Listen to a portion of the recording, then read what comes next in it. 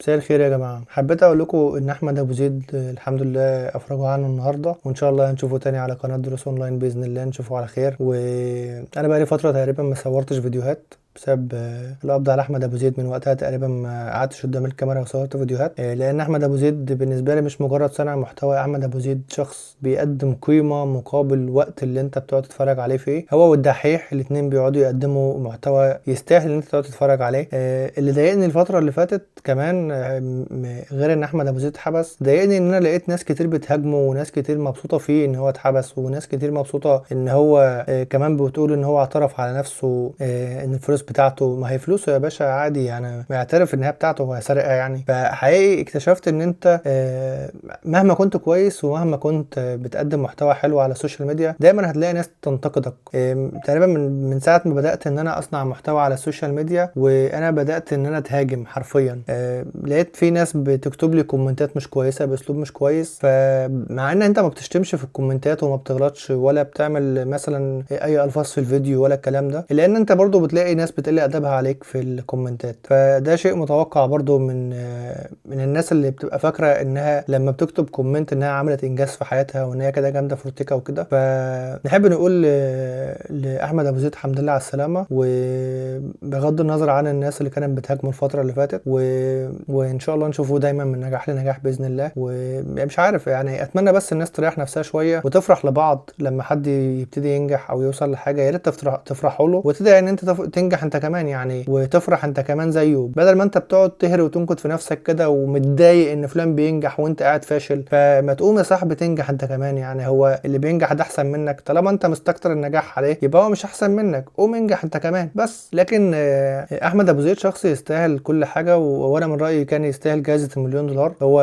كان اقدر واحد فيها بالنسبه لي الحقيقه، وما كانش له منافس فيها، وكلنا بنحبه. ومن نجاح لنجاح ان شاء الله وباذن الله يعني يرجع في الفيديوهات بتاعته بنفس الطاقه والحيويه بتاعته، ويعني ما يكونش اثر فيه الموضوع بشكل سلبي.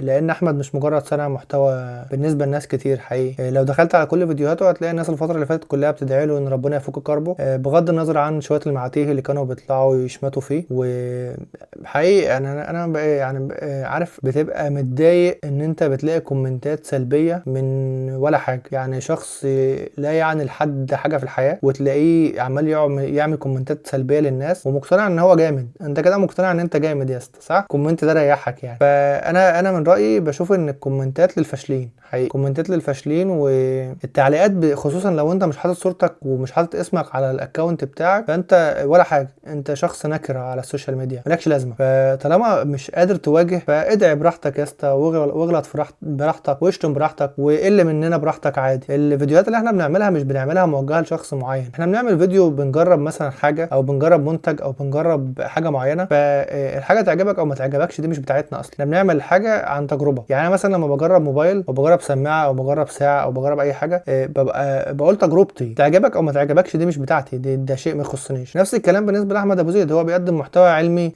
بشكل كويس وباسلوب كويس، بيحاول يفيد الناس.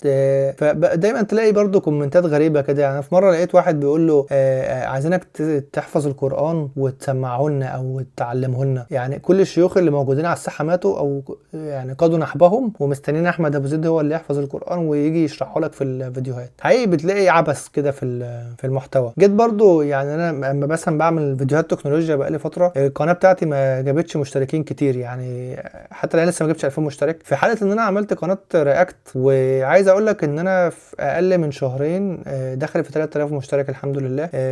فحقيقه يا جماعه انتوا بتحبوا العبث. انا عرفت لما بدات رياكت، عرفت ليه الفيديوهات المتخلفه بتنتشر بسرعه، لان انتوا بتحبوا الكومنتات، بتحبوا تعملوا كومنتات حتى لو سلبيه، بتحبوا تكتبهم، بتحبوا تحسوا ان انتوا لكم قيمه على السوشيال ميديا، بتحبوا تحسوا ان انتوا عملتوا انجاز. فللاسف بتكتبوا كومنتات سلبيه، تقعدوا تشتموا الناس، تشتموا اللي عامل الفيديو زي ما انتم ممكن تشتموني دلوقتي على الفيديو ده، وده هيعلي الريتش بتاع الفيديو وانا هتشهر وانت هتفضل مغفل عادي. ده اللي بيحصل على السوشيال ميديا للاسف. تقعد تشتم في فلان وعلان وترتان وهو ينجح ويتشهر على قفاك، وانت متخلف فاكر ان انت اللي جامد فشخ، مع ان انت صاحبي انت اللي شهره بكومنتاتك السلبيه دي. انت اللي شهرته. فده يعني ايه، يا ريت نهدى بقى شويه في الكومنتات، والناس اللي كانت شمتانه في احمد ابو زيد الحمد لله طلع ان ابوك على شونه، واحمد ابو زيد رجع لنا تاني، وان شاء الله نشوفه في فيديوهات كتير. عندي فيكم وفي اي حد متضايق منه، حسبي الله ونعم الوكيل في الشخص اللي بلغ عنه من الاول، وان شاء الله نشوفه مكانه في يوم من الايام وما يطلعش بقى منها، يعني خلاص تتردوا له ان شاء الله باذن الله. وبس كده، الحمد لله على السلامه يا ابو زيد. انت ما تعرفنيش بس انا متابعك بقالي سنين، من ايام ما كنت بتصور على خلفيه ساده، وكانت الاضاءه لسه ضلمه وكده. بس انت شخص محترم وتستاهل كل النجاح اللي انت وصلت له، وتستاهل نجاح اكتر من كده بكتير. وانا شخصيا متابعك، وهتلاقيني عامل لك كومنتات كتير عندك على القناه بتاعتك. فاشوفك ان شاء الله الفيديو الجاي يا صاحبي، سلام.